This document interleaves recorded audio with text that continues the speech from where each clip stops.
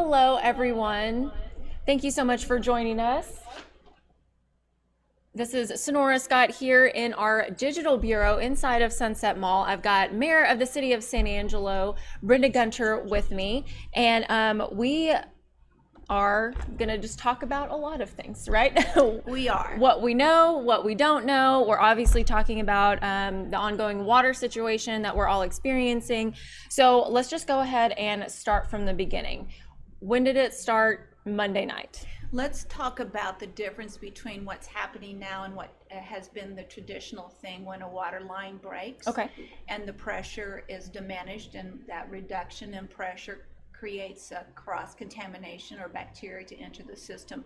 That is not what has happened this time. This is once in a lifetime situation where in fact the contamination is a chemical contamination. And that contamination is a chemical we have yet to identify, and we have yet to identify that source of where that contamination happened. We were notified by many Pauline residents yesterday that when they turned on their faucets there was an odor, and so we sent people out to investigate it. And through that process we obviously have tested the water. TCEQ was immediately contacted and they became involved in it.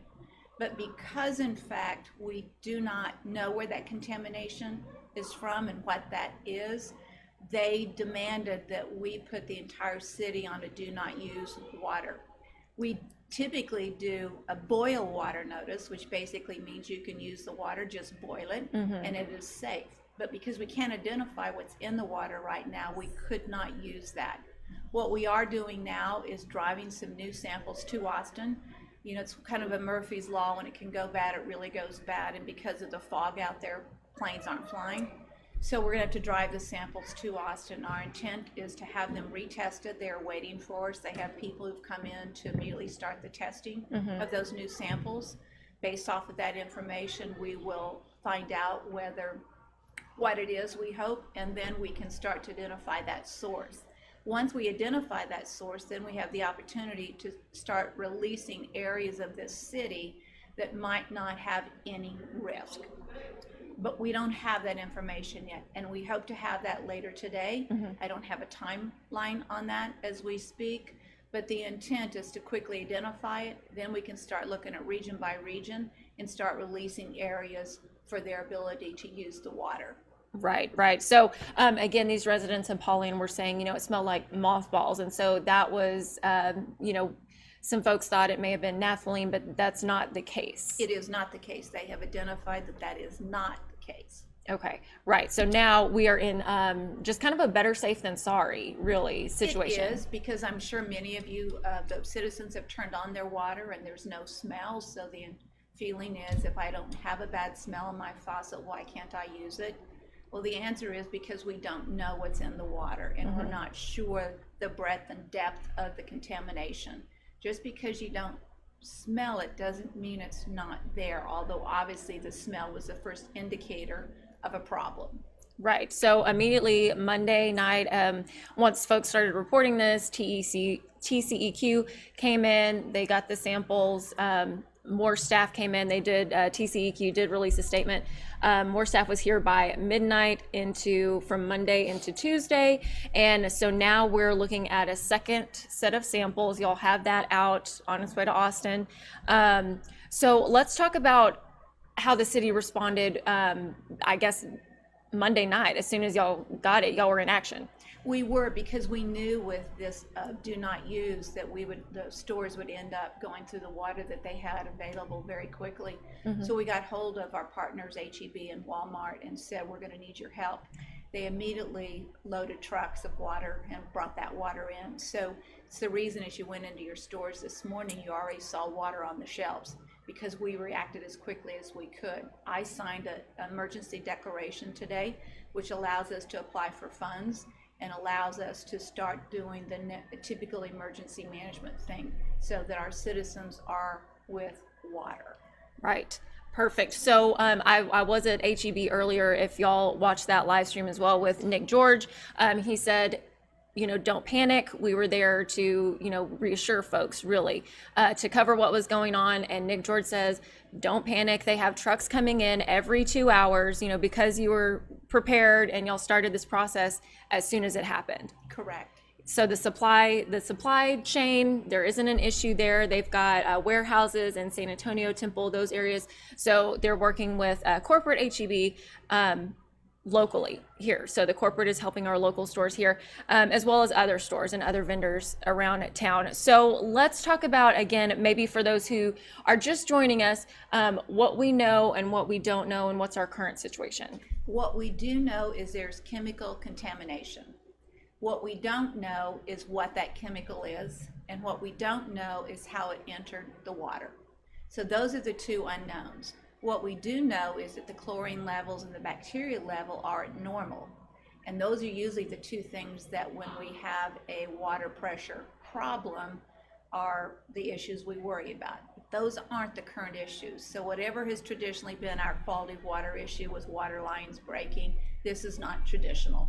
This is a unique situation, unidentified in terms of what it is, where it is, and we've got to do those two things first. Identify the chemical, identify where it entered our water source, and then start going backwards in terms of figuring out where water is safe and where it's not, and our ability to start releasing water so citizens can use their own water. Right, and so that's why we don't have a boil water notice right now. Correct. It's because those problems, you can typically solve with boiling the water, but that's not the case. Yes, boiling the water will not get rid of the chemical.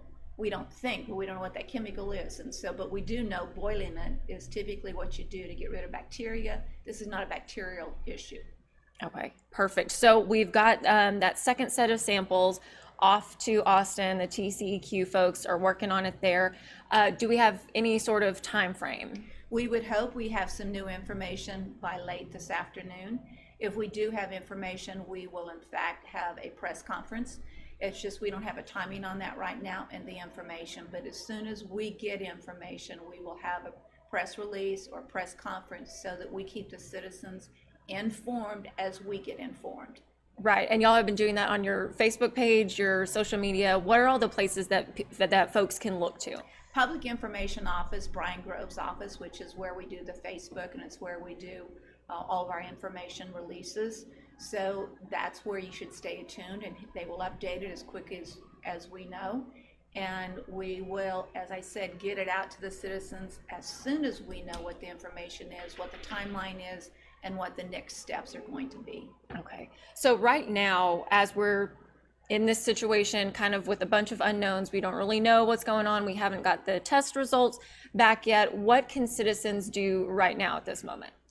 I hate to say it, but wait and see. It's about all they can do right now because they don't have any information. We haven't provided them with any, and we don't have it. But what I do feel, I'm a small business owner. There are a lot of businesses, restaurant businesses, bar businesses that have been so hurt by a combination of things from the COVID and now this, and it hurts. These business owners have got to be feeling the pain. The good news is there's PPP, and we hope that most people are looking at applying for PPP again to help cover some of their costs that drops in businesses create. So we're asking you to get hold of the SBDC as quickly as you can. They'll help walk you through the process in applying. So will your CPA and so will your bank. So if you'll go onto the SBDC website, you'll quickly find the answers about where to turn to, who to turn to, and how to get help.